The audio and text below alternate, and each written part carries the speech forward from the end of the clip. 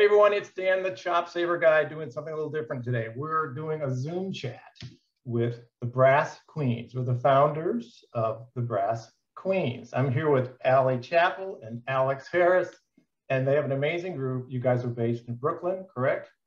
Yep. Mm-hmm.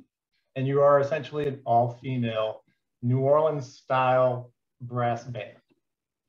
That's right. Accurate enough? Yep. And I don't know, a couple months ago, we connected on Instagram because of ChopSaver. They are now huge ChopSaver fans, which is super cool. And then as we talked a little bit, I said, you guys have a really cool story. This might be fun to just talk about the band, the beginnings of it, what you guys are doing, and let's record it and share it with people. So that's what we're doing. So welcome to my studio, my office, and I'm welcomed into your home studio as well. So I'm just going to start with, how did you guys start? How did the Brass Queens come into existence? You want to take this one? You can start it. Okay. Allie and I met in a community band in Brooklyn. We're both from other places in the country, made our way to New York City, and met playing music. We were a part of a leadership team of this organization and just came to the realization that we wanted to do something for ourselves.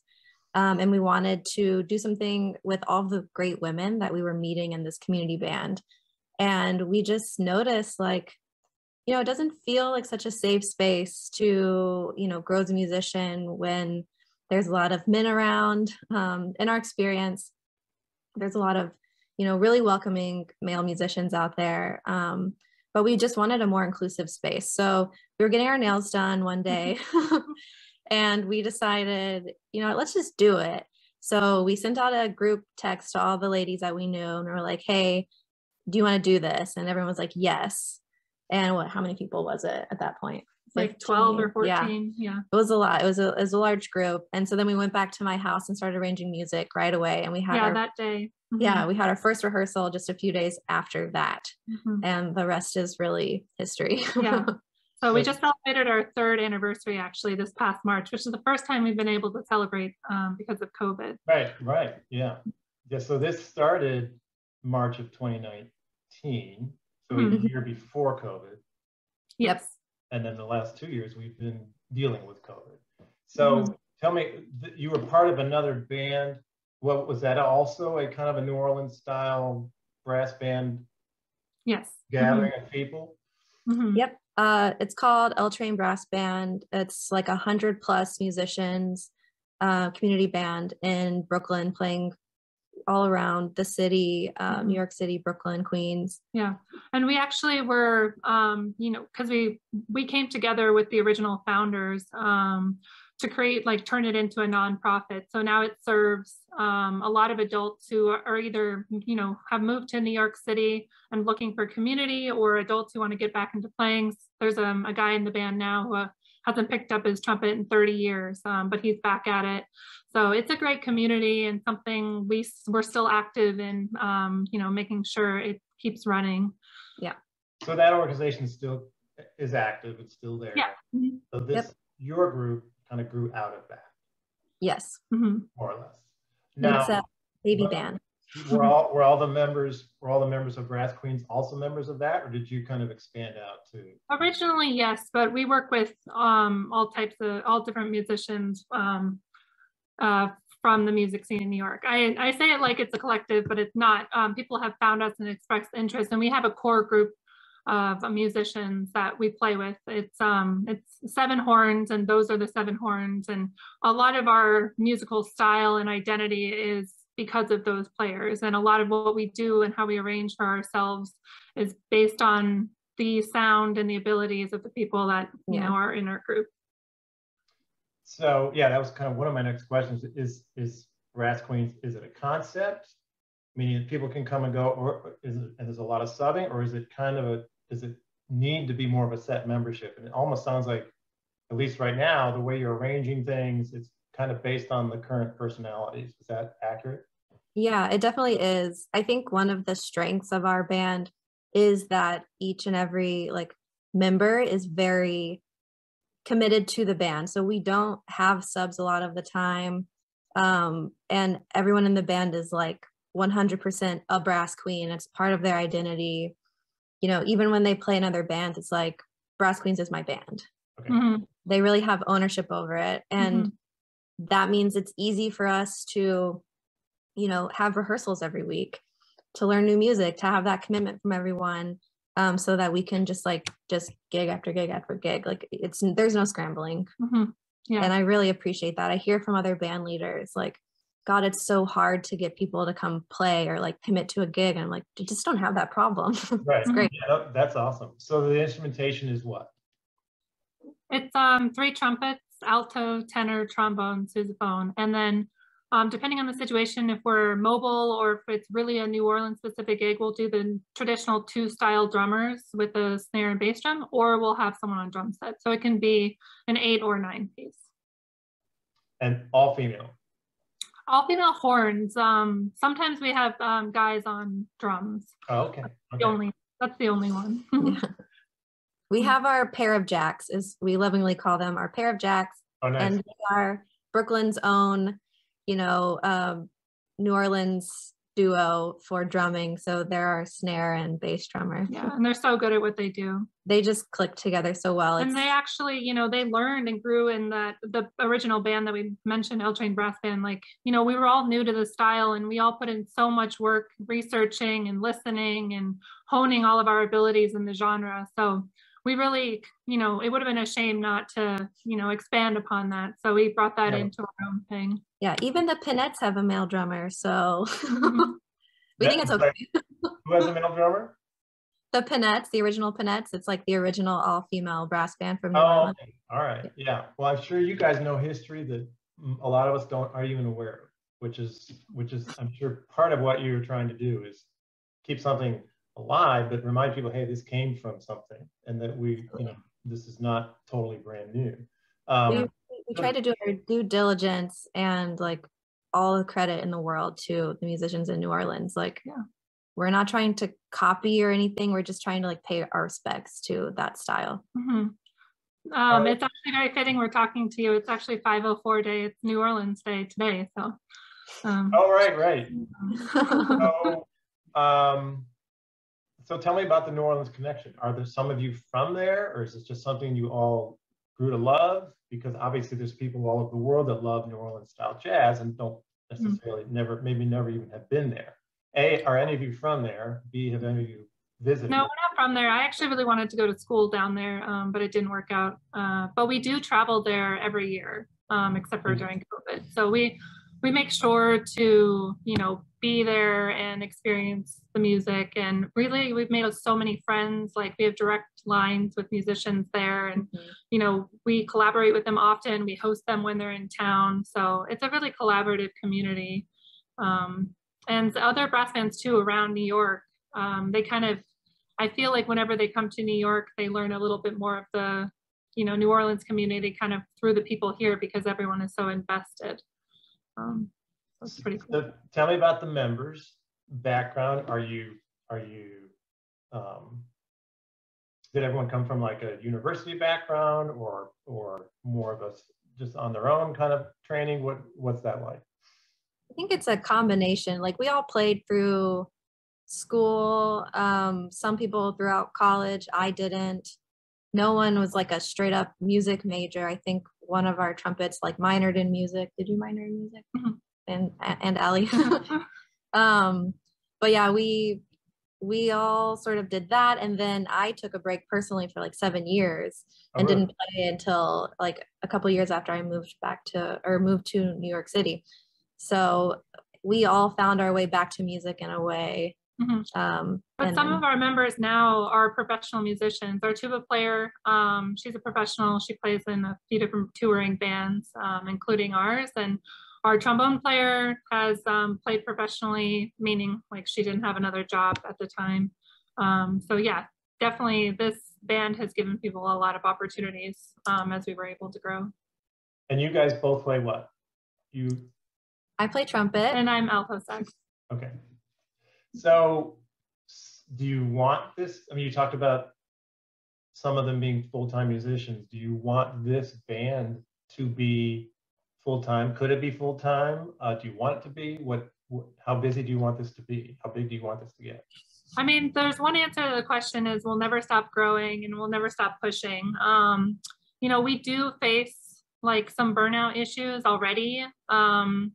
You know, the really busy times between like, you know, big shows and venue shows, and then a lot of private stuff that we're doing. And then there's like one-off, like kind of, that's maybe not our music, but we're hired to really like, you know, craft an experience, like, especially between the months of May and October, we can be really, really busy. So it's kind of on the group, and we're really sensitive because we are the same musicians each time. Like we said, we have a core roster.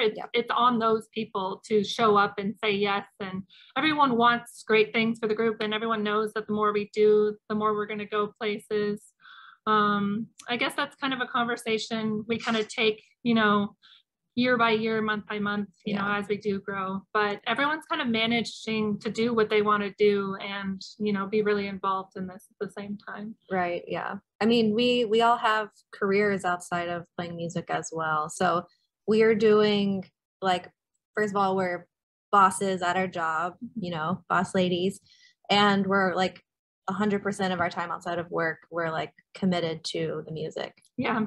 It's like we say we have like 2 full-time jobs because we don't do anything else. We just have this band and then you know. Yeah, but if we could quit our jobs, like we were making enough money to do that, yeah, maybe. But like, do you lose the magic when it's like not a choice anymore? Right. That's the question. Yeah. Well, and that's a question that all musicians kind of face, I think.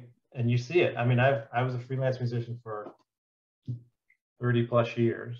I spend most of my time with ChopSaver now, but I saw the progression of, hey, you know, I'm in a brass quintet, or I'm doing solo things. I helped found this orchestra, you know, chamber orchestra here in Indianapolis, all things that I've done. And then I also played a lot with more established orchestras like Indianapolis or the Cincinnati Symphony or what have you.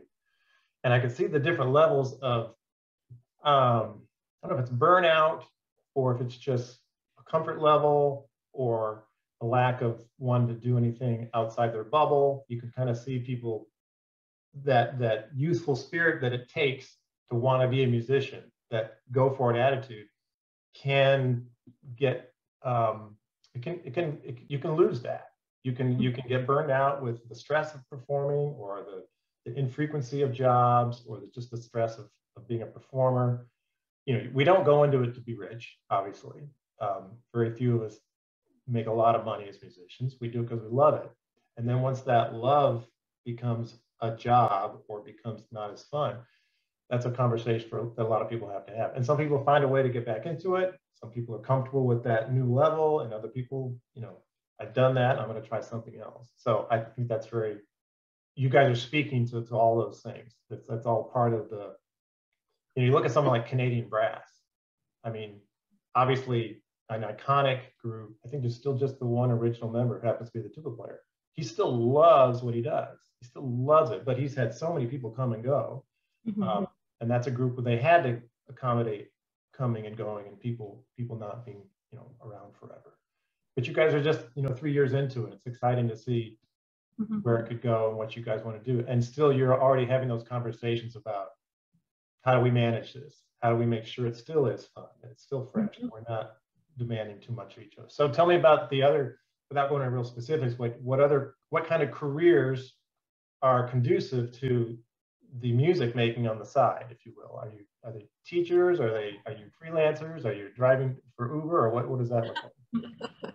Well, I think one of the most interesting ones is our trombonist. She left her full-time job to, you know, do music full-time. And then actually during the pandemic, she followed her passion of being an arborist. So she hangs out in the trees all day. Really? And then shows up to rehearsal freshly showered, you know. So that's really great. She's doing what she loves in both regards. Yeah. Yeah, I work for the American Symphony Orchestra. So I actually left a career that I had built in fine art. I moved from from Denver to New York to be in the fine art world. And I left that to be, you know, in music full time and be available, you know, to play. And so I've, you know, a really flexible, you know, work schedule, but I've since, you know, grown to the top of that. And so I'm kind of running that now. But I love, you know, being in music full time. And then one of our other trumpet players is in publishing. And then the other one is in a creative arts field as well. So everyone's pretty, you know, in line with passion projects. Not me so much. I work for a startup-ish type company. It is sort of aligned with my passion. It's Meetup, but it's all about building community. It's actually the platform we all met on. Okay. That brass band, the community L Train brass band, was formed on Meetup. So I have a passion for the company in that regard. But like one of the few benefits of the pandemic is that I went to working remotely full time. And so that just provides you with so much flexibility in how you want to structure your day. Like running a 70-minute set in the middle of a work day. I know. Yeah. Yeah. We gotta put some time on our calendar for that. Yeah. So was there a goal when you first started out, or was it just like, hey, this sounds like fun, we love this music, let's see what happens? Or... Yeah. I just was gonna say, like, Alex and I are not the type of people to just do something for fun. We have fun, but we're so, even if we don't know what the defined goal is, we're always pushing. Like, we always know, like, kind of where to look for the next step, and we're always trying to get there. Even if we don't know what the end thing is, we know that, like, you know, a ladder needs climbing. It's one rung after the other, and that goes from the sound to like brand to the business to, you know, taking care of our people, everything. So we're still, you know, climbing that ladder. Yeah. Yeah. I mean, the immediate goal when we started the band was providing a space for us to play with the other women that we knew. Mm-hmm. And, you know, it was a novelty. You know, all female band. That's so cool. You never see that. And like, we don't even like advertise that so much anymore, because like, we're not just, that doesn't define us anymore. Okay. We are first and foremost a great brass band that you should want to listen to and hire. And it just so happens that we're mostly women. And I really love that we've gotten to this place where we can be looked at for the product we're producing rather than like who's making it. And we've gotten to this level where, you know, the gigs we have to offer, if we do have to sub things out, you know, we can call in someone who's on Broadway and say, like, you know, this is a good gig, and they'll want it. You know, we're at the space, in a place where that space is created for, you know, professional women in the industry who don't normally get all the opportunities offered to them, but we only have those opportunities to give. So it's really cool to be able to have created something that provides for someone else when we have the opportunity. Sure. Yeah. No, that's awesome. Who writes your stuff? Who does your arranging? All of you, or do you have other people do it for you, or is it a lot of it improvised, or do you have charts? What does that look like? It's a combo. So most of our arranging is done in-house. So me, Ali does stuff. Actually, I would say just about everyone in the band has arranged at least one song. We also do a lot of learning by ear. It's the New Orleans tradition, so that's something that we really try to do. And it's great because you learn a song and then you got it memorized. Right. You got it already. Like, we just learned a song last week on Tuesday or Wednesday, sorry, and then we performed it on Saturday. And it was just like, yeah, cool, we got it. We're gonna play it tonight too. So that's what I love about learning music by ear. So I would say probably like 50-50 we have charts, and then half we have just by ear. And how many tunes do you have now? How big is your repertoire? I could, hold on. I have our song list up here. And it's covers as well as originals? Mostly covers. We do have our goal for this year is we have a bunch of originals that have come up in the last, you know, few years. but our goal is actually to record all of them. And then once we have them recorded, really make a big push, you know, for performing those live. But we've kind of been keeping them a little under wraps for a while. So that's going to be our next like big goal, is to get those out there. So I just looked at the list, and it's with our originals, it's about 60 plus songs. So I don't know if that's a lot or not a lot. I think we have more than that because we've kind of retired some. That's true. We've retired a lot of songs, like especially from the first year, and then in the second year during COVID, we were playing out in public so much because people would hire us for stoop birthdays and parks and things just got kind of bold. So I guess in a current rep of 60, that's pretty good, but yeah, we definitely like had a lot more come through.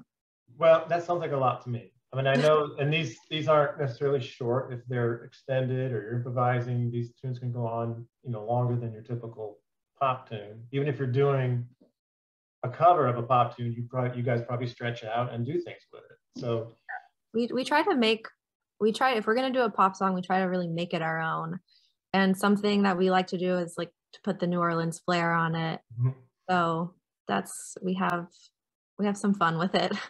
Hopefully we're not just doing straight up, you know, copies of pop songs. I mean, I was listening to some of your stuff this morning and I thought, okay, no, I hear the tune, but that's definitely their take on it, which is, you know, perfect. That's what you want. You want to pay homage to the original artist, but don't just, you know, do the original artist. Do something with it. And I think that's the whole spirit of where you guys come from, which is right. Well, this is cool. I've actually gotten through all my questions, and I just wanted, if you had anything else you want to tell people while you have a chance, but I would also, where can people see you online and live in the next couple months? Since we're recording this, if someone should watch this in the future, we recorded this May 4th, 2022. But what's coming up for you guys, and where do people find you?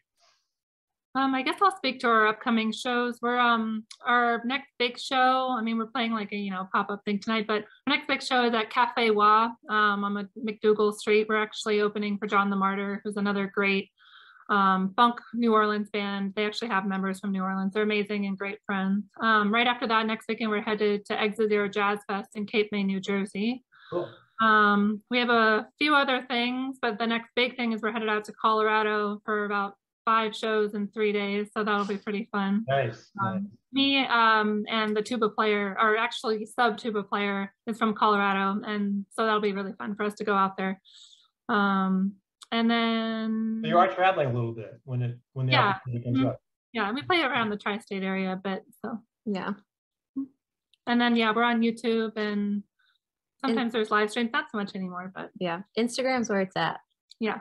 So Brass Queens on Instagram. Yeah, Brass Queens NYC. Brass Queens NYC. All right, we'll make sure to put that in the notes. Thank well, you. Allie, Alex, this was a delight. Thanks so much for doing this. Thank you. And best of luck to you guys. We'll be watching you, and other people can now get to know you guys a little bit from behind the scenes. And I appreciate your time so much. You guys have a good one. Thanks for having us. Thank you. My pleasure. All right. Bye. Bye-bye. Bye.